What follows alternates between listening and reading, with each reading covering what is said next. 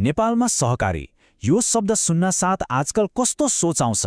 धेरैको मनमा पक्कै पनि एउटा डर, एउटा प्रश्न उठ्छ होला। तर के साँच्चै कथा यति मात्रै हो त? आउनुहोस् आज यसैको गहिराईमा डुबौं।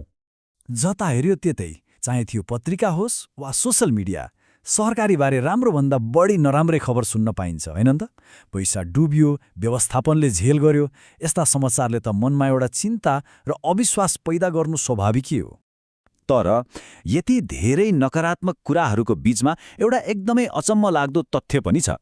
नेपाल राष्ट्र ब्याङ्कले गरेको एउटा अध्ययनले के देखाउँछ भने बचत गर्ने आधाभन्दा धेरै नेपालीले आज पनि सहकारीलाई नै रोज्छन्। अब हेर्नुहोस् त कस्तो अचम्मको विरोधाभास। ल अब पहिलो खण्डमा हामी यही विरोधाभासलाई अलि केलाएर हेरौँ है। एकातिर यति धेरैले प्रयोग गर्ने, अर्कोतिर विश्वासको सङ्कट। आखिर यो गाँठो कहाँनिर परेको छ त? सोच्नुस् त, सहकारी भनेको के हो? सिद्धान्तमा त यो एकदमै सुरक्षित, सबै मिलेर चलाउने अनि समुदायलाई नै माथि उठाउने एउटा माध्यम हो। तर अहिलेको वास्तविकता कस्तो छ? जता हेऱ्यो कुप्रबन्धनको खबर, मान्छेहरूमा अविश्वास अनि सदस्यहरूकै बचत जोखिममा परेको अवस्था। यो सिद्धान्त र वास्तविकता बीचको खाडल नै आजको सबैभन्दा ठूलो समस्या हो। र यो समस्या केवल केही खराब मान्छेहरूले गर्दा मात्र भएको होइन।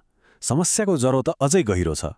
जब सहकारीको खास मर्म, यसको सिद्धान्त नबुझेका मान्छेहरू व्यवस्थापनमा पुग्छन् र सदस्यहरू पनि ल भइगयो नि भनेर चुप लागेर बस्छन्, हो त्यहीबाट सुरु हुन्छ यस्तो सङ्कट। तर जहाँ समस्या छ त्यहाँ समाधान पनि पक्कै हुन्छ। र यो ठूलो देखिने सङ्कटको समाधान सोचेभन्दा धेरै सरल छ। र त्यो शक्ति, त्यो समाधान हरेक सदस्यको आफ्नै हातमा छ। हो, यो विश्लेषणको सबैभन्दा मुख्य कुरा नै यही हो।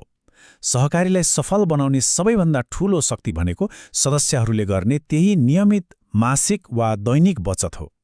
सुन्दा सामान्य लाग्छ, तर हो, यही सानो बानी नै सहकारीको स्थिरता र सफलताको सबैभन्दा बलियो चाबी हो। फेरि एकचोटि सहकारी शब्दलाई नै हेरौँ न। यो पैसा जम्मा गर्ने बैंक मात्रै होइन। यसको नाममै सहकार्य, सहअस्तित्व र सँगसँगै मिलेर काम गर्ने भावना लुकेको छ। प्रत्येक व्यक्ति सबैको लागि, सबै व्यक्ति प्रत्येकको लागि। सहकारीको यो मूल मन्त्रले नै सबै कुरा भन्छ। यो भनेको साझा जिम्मेवारी हो। संस्थाको सफलता वा असफलता हामी सबैको हो, कुनै एकजनाको मात्र होइन। ल, सिद्धान्त त बुझियो, तर यो सामान्य बचत गर्ने बानीले व्यवहारमा चाहिँ कसरी काम गर्छ त? कसरी एउटा सानो बचतले संस्थाको निगरानी गर्ने यति ठूलो हतियार बन्न सक्छ? आउनुहोस् यो हेरौँ। कुरा एकदमै सिधा छ। जब कुनै सदस्य नियमित रूपमा आफ्नो बचत जम्मा गर्न अफिस जान्छ, त्यो केवल पैसा जम्मा गर्ने काम मात्रै हुँदैन।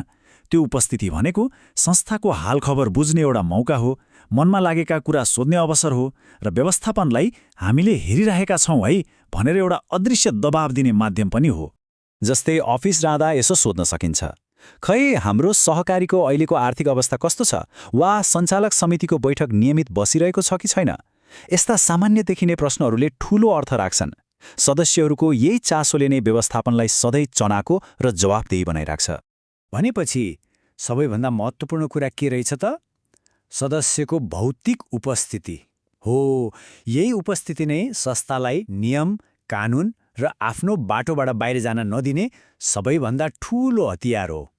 अब कुरा गरौँ एक सदस्यको भूमिका किन यति धेरै महत्त्वपूर्ण छ भन्ने बारेमा। यो विषय केवल व्यक्तिगत बचतको मात्र होइन, यो त हाम्रो सिङ्गो अर्थतन्त्रसँग जोडिएको कुरा हो।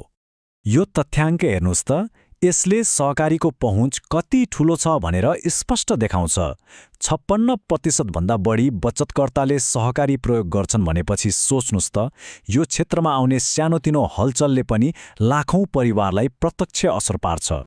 र जब सहकारीहरू राम्रोसँग चल्छन् नि, तिनले रोजगारी सृजना गर्छन्, गाउँठाउँको आर्थिक स्तर उकास्छन् र अन्ततः देशको अर्थतन्त्रमा नै सकारात्मक टेवा पुर्याउँछन्।